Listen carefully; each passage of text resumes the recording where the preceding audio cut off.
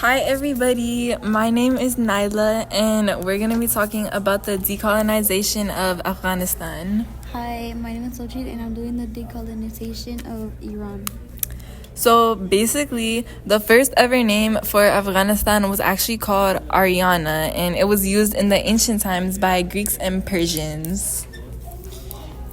Iran used to be known as Persia. Iran wasn't really granted independence from any single country. It has long history of empires and periods and foreign influence, but it wasn't a colony or protectorate in the same way some other countries were. Oh, really? Because when the Soviet influence was happening, Afghanistan turned into the Democratic Republic of Afghanistan. And then during the first Taliban rule, it turned into the Islamic Empire of Afghanistan. And then when the US government took control, it became the Islamic Republic of Afghanistan.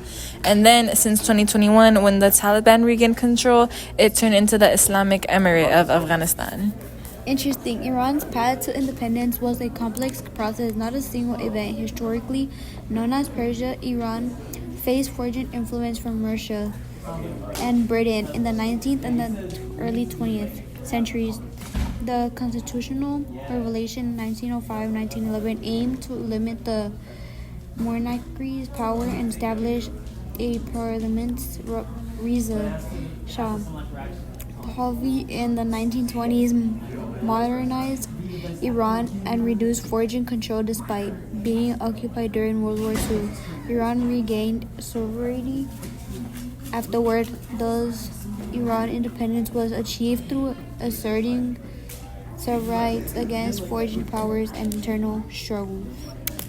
Oh wow, that's a little similar to mine because Afghanistan gained independence from Britain in 1919, and that happened after the Third Anglo-Afghan War, and it led to the Treaty of Rawalpindi.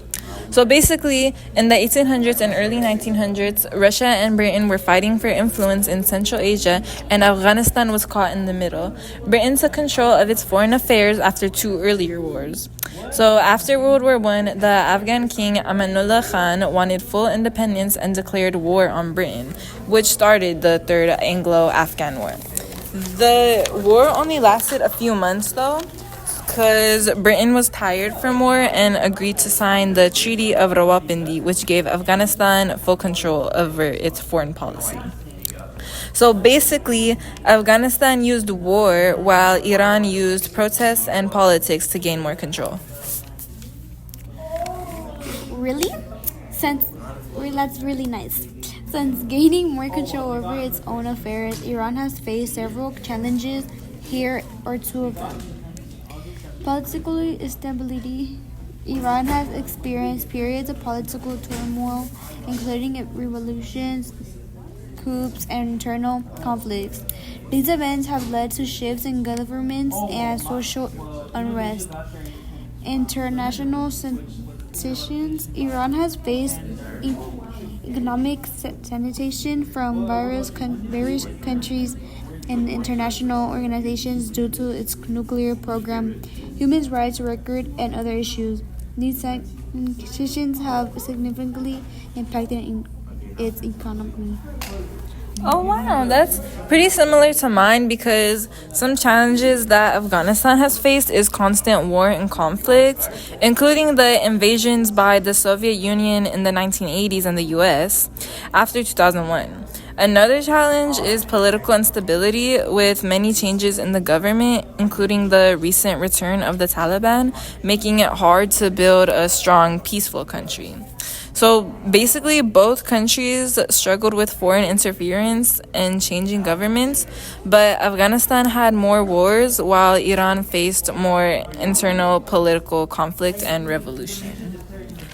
It's tough to pick one big success, as it depends on what value, but a significant achievement has been Iran's ability to maintain its sovereignty and independence in the face of significant international pressure and regional challenges.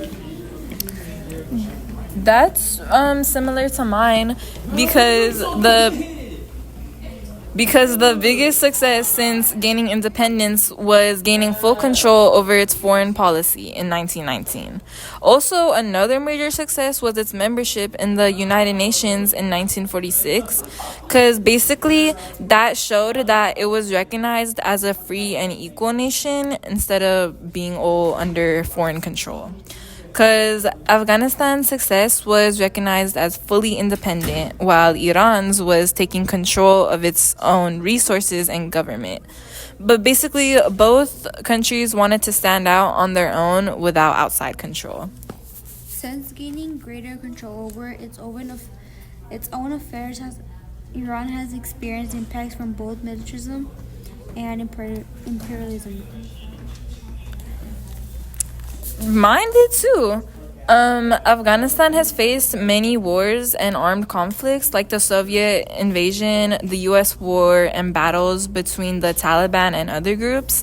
The country has been heavily affected by military actions for decades. The Iraq War in 1980 and 1988 had a massive impact, leading to significant loss of life, economic damage, and a focus on military spending that shaped Iran's defense strategies and regional relationships. Oh, see, that's a little different from mine because even after independence, foreign powers like the Soviet Union, the US, and others have tried to control or influence Afghanistan's government and resources. The outside interference has caused a long-term problem and conflicts. Iran has faced interventions and pressure from foreign powers throughout its history. This has included economic sanctions, political interference, and the threat of military actions. These actions have affected Iran's economic, political stability, and international relations. Okay, so basically, Afghanistan experienced more wars and violence, while Iran faced more foreign political and economic control. But both countries were deeply shaped by imperialism, but militarism hurt Afghanistan more.